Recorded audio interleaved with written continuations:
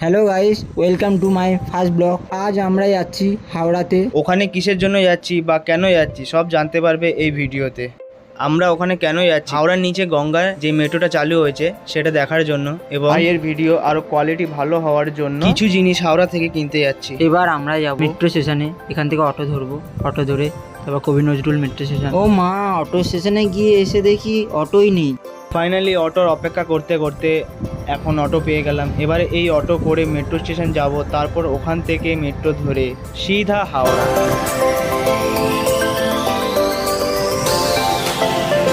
Finally metro চলে আসলাম। এবার আমরা টিকিট কাউন্টারের দিকে যাচ্ছি। এবার আমরা টিকিট কাটবো। আমরা টিকিট কাটতে গিয়ে দেখলাম আয়াম তো অবাক।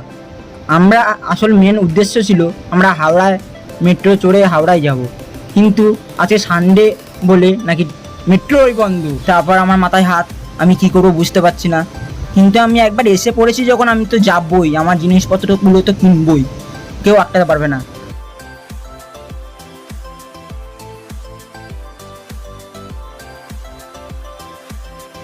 ফাইনালি চলে এসেছি আমরা এখন মার্কেটে, কারণ আমাদের যেই মার্কেটে যাওয়ার কথা ছিল সেটা তো আর হলো না, তাই আমাদের প্ল্যানেটেই আসতে হলো। আমি জানি একমাত্র বড় বড় দোকানে ওই জিনিসপত্রগুলো পাওয়া যায়। অনেকক্ষণ পর এবার দোকানে ঢুকবো। যাচ্ছি ফাইনালি এই দোকানটা পেয়ে গেছি।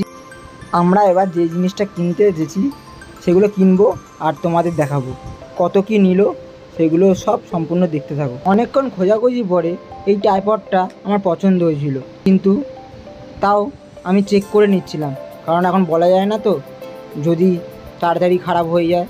সব চেক পেক আমি কাকুকে জিজ্ঞেস করলাম যে ভালো হবে, ওয়ারেন্টির মাল হবে কি? বলছে যত দামি জিনিস কেনো না কেন ওয়ারেন্টি মাল হবে না।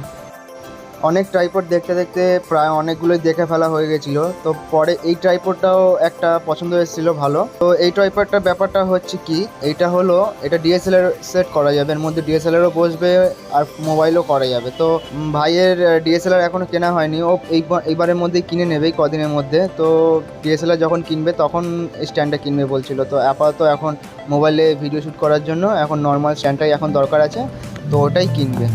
এটা খালি জাস্ট দেখাচ্ছিল এটা কেমন কি ফিচার্স আছে না আছে, কারণ এটা পরবর্তীকালে কিনতেও পারে, তাই জন্য। অবশেষে এই ট্রাইপডটাকেই আমরা এখন পারচেস করে নিলাম।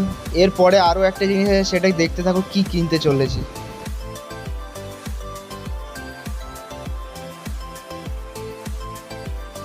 এবার আমি আর একটা জিনিস কিনবো, সেটা হচ্ছে মাইক। আমার আসলে টাইপ সি পিন, তো আমি খুঁজে পাচ্ছিলাম না, অনেকদিন ধরে কেনার ইচ্ছা ছিল। এবার আমি কিনবো টাইপ সি পিনের একটা মাইক, খুব ইচ্ছা আছে, কারণ ভিডিও কোয়ালিটি যাতে আমি ভালো করতে পারি, মাইক সাউন্ড যাতে ভালো আসে, তার জন্য এই কেনা। আমার এটা দরকার ছিল, আজ হোক কাল আমার তো কিনতেই হতো, তাই এখন কিনে নিলাম।